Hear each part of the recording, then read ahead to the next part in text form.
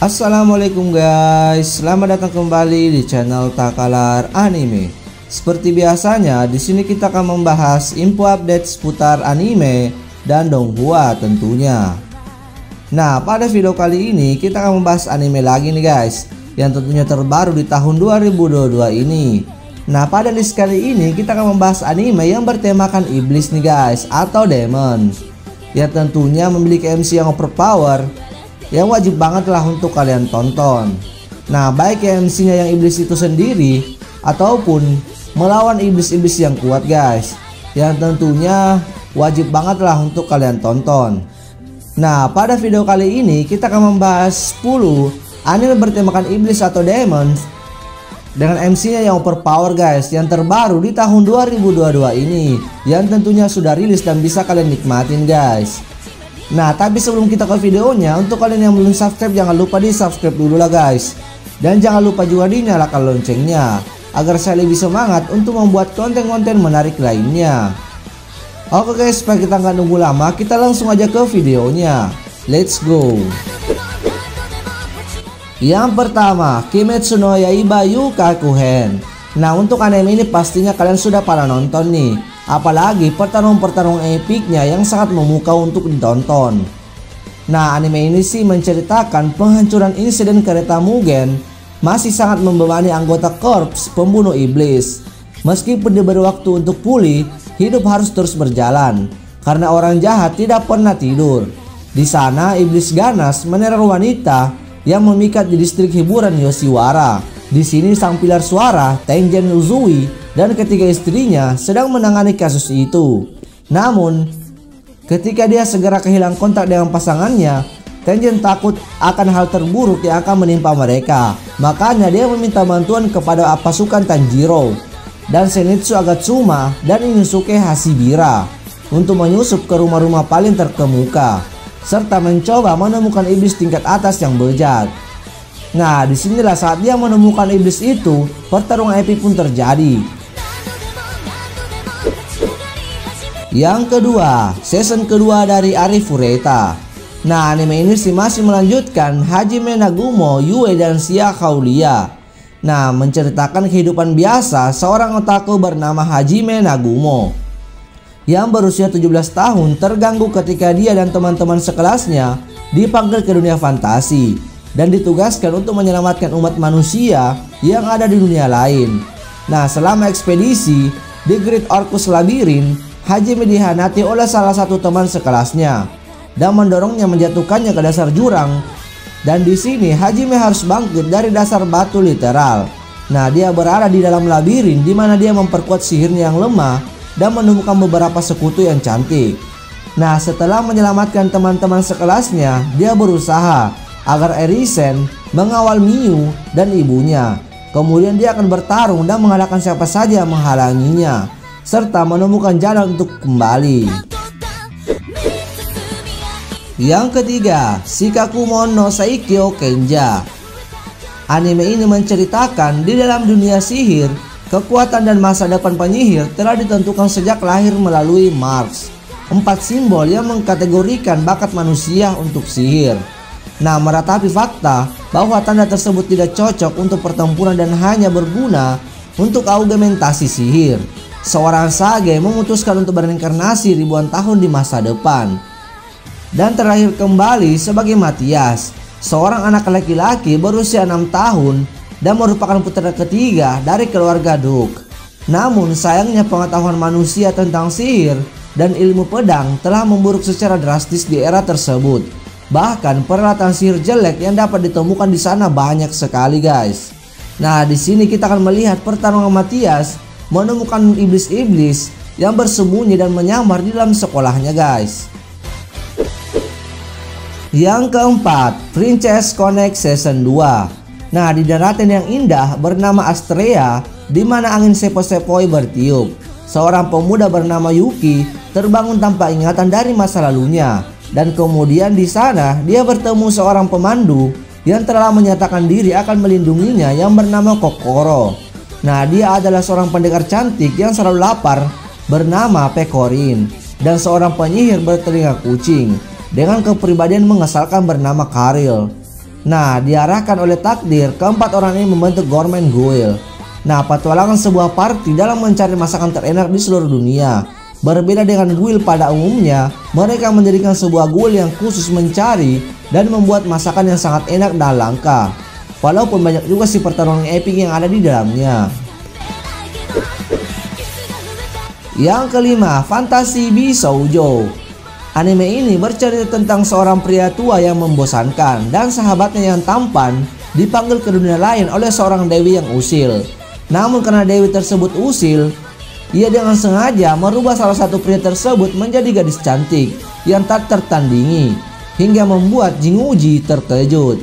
Nah, sebelumnya Tachibana belum sadar hingga Jinguji memberikan cermin kepada Tachibana. Tentu saja Tachibana sangat kaget lantaran bagaimana bisa dirinya menjadi seorang wanita dalam sekejap.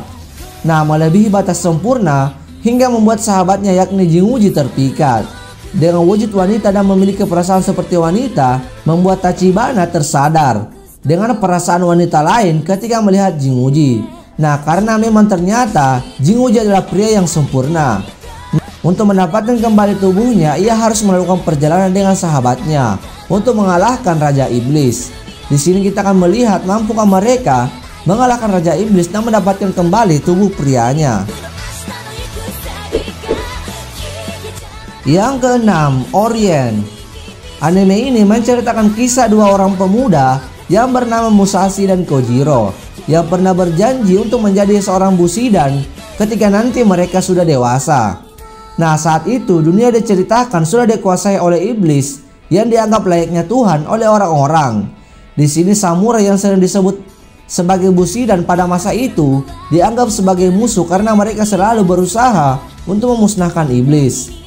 Nah, setelah dewasa, meskipun Musashi sekolah di tempat tambang untuk iblis, ia memanfaatkan kesempatan tersebut untuk melatih keahlian pedangnya.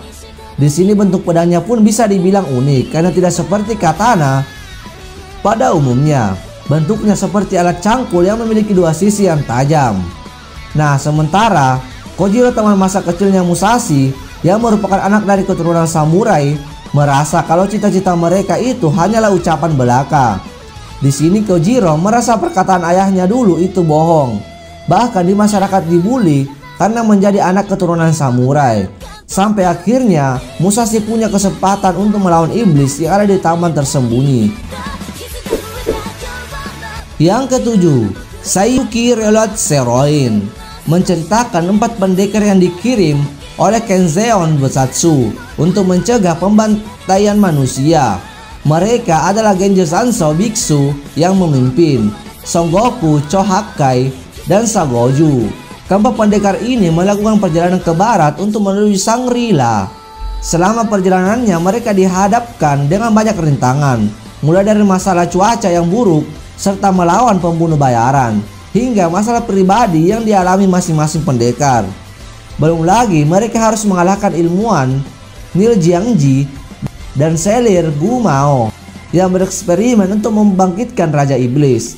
Nah, dalam universe Sayuki, awalnya manusia dan yokai, sains dan sihir, semua hidup berdampingan pada sebuah benua yang damai bernama Shangri-La.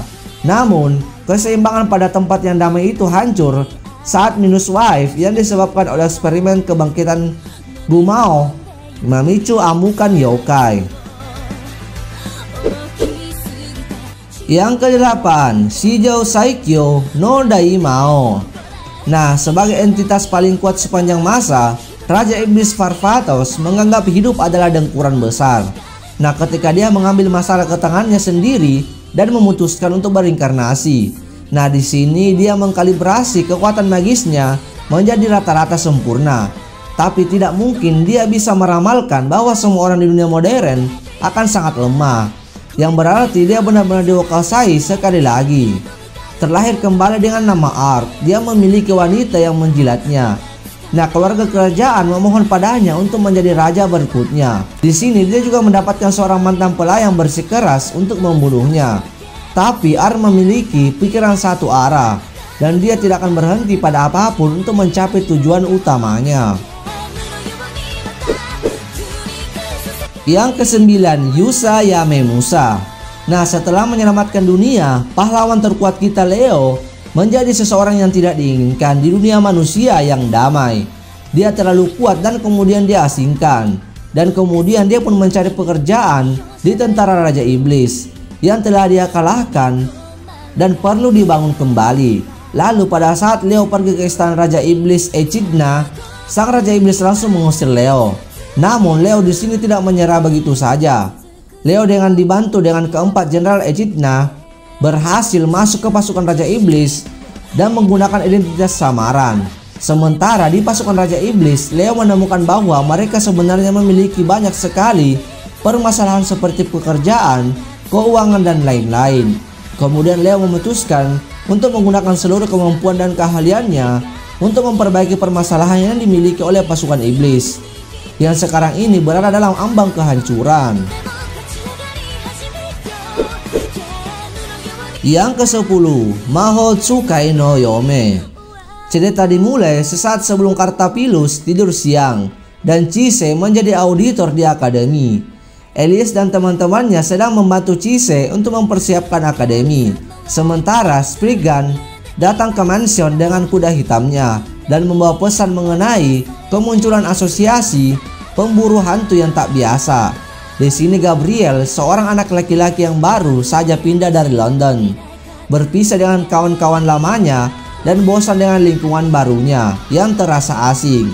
Nah, saat ia duduk di dekat jendela dan melihat asap ungu dari luar, dia berusaha mengejarnya untuk menghilangkan kebosanannya. Anak laki-laki tersebut kemudian bertemu dengan para penyihir. Nah, itu dia guys, 10 anime bertema iblis atau demon yang terbaru pada tahun 2022 ini guys, yang tentunya memiliki MC yang overpower juga, yang wajib banget lah untuk kalian tonton. Nah, untuk kalian juga yang punya rekomendasi lain, boleh kalian lempar ke kolom komentar guys, supaya teman-teman kalian yang belum tonton bisa nonton juga tentunya. Oke guys, untuk video kali ini mungkin cukup sampai di sini dulu. Tapi sebelum video kita akhiri, untuk kalian yang belum subscribe jangan lupa di subscribe dulu lah guys. Dan jangan lupa juga dinyalakan loncengnya agar kalian gak ketinggalan info update seputar anime dan donghua lainnya tentunya. Oke guys, untuk video kali ini cukup sampai di sini dulu. Thank you for watching. Bye bye.